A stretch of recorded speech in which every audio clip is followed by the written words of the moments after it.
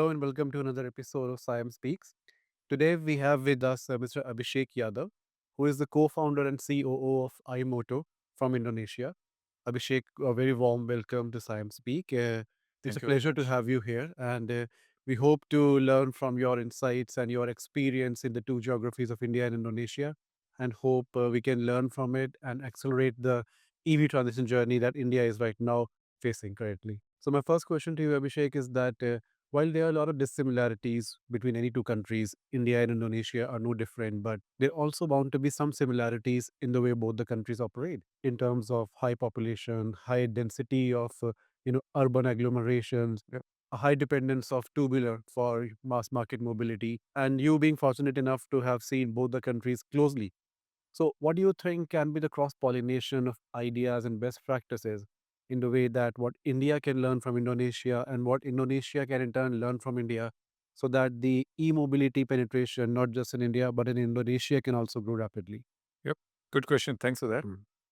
I think if you look at the space, there could be two different segments we can look at, right? One segment is B2C Mm. and the other one is B2B, right? In terms of B2C, the product has to be more aspirational, especially if you're looking at urban centers.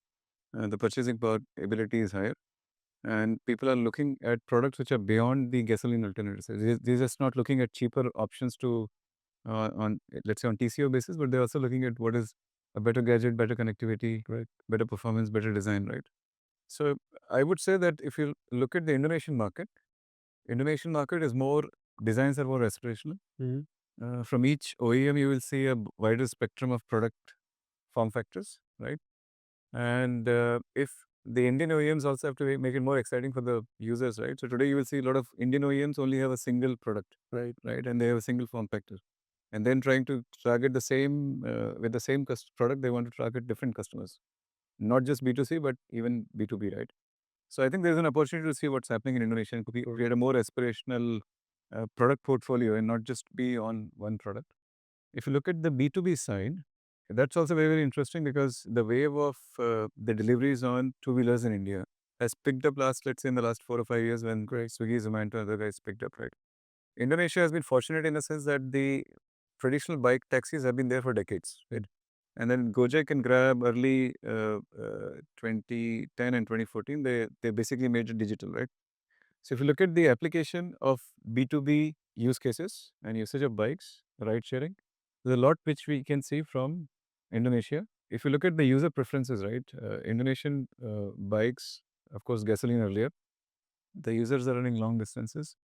Of course, the driver is price conscious, TCO conscious, but he is also conscious of his own health, his ride operating conditions, ergonomics, and all that, right? And I would think that if you look at what's happening in Indonesia and what's happening in India, to push the TCO down, you have really cheap, poor quality products. Some of them are actually being seen and used by these uh, B2B use cases, which I would think is probably in the short term to compress the TCO is a good thing, but that may have a long-term detrimental effect on one user's health. Correct. And second is that the user is not able to transition that product to any B2C use case. Right? Mhm. He can't use the same product, let's say, to ferry his wife or kids, right? So there are some learnings from Indonesian space, right, where they've figured out, at least in certain B2B use cases, products which can be used both for, I mean, as a personal Personal vehicle, business use case. right, and also run like 100 kilometers, 150 kilometers a day in a good ergonomic condition, right? So I think that's a good experience which should be coming from Indonesia. And I think at some point in time, the Indian operators, the bigger operators who control this ecosystem, will realize that the driver's health and choices Sure. will matter, and therefore the selection of the vehicle becomes important. Interesting. Interesting. Thank you. I think both the countries have a lot to learn from each other, and together, both of them should achieve their electrification targets. Yeah. Talking particularly about iMoto, Abhishek, you also offer subscription and fleet management Sure. services in Indonesia. Yeah. Now, these services, of course, they help the customer in making the product more affordable and increasing the utilization of the asset. Yeah. So, in the Indian context, do you feel these solutions can be applicable or some innovation needs to be deployed here? And Yeah. how can the Indian consumer benefit from it? Okay, so when we're looking at fleet operations, what we did was that when we started the whole vehicle development architecture, we also started developing our own fleet management and asset management development architecture, which is a tech backbone. Okay, which was not just designed to provide a good app to a B2C user. it is also to design to provide a very good comprehensive system to the B2B fleet owner, Mm-hmm. right? To do couple of things. One is to see the ensure the safety of the driver, so they know where the driver is operating, is it in safe conditions and all that. The second is to see where the vehicle is operating, ensure the security of the vehicle, and third is also to optimize the fleet use cases, right?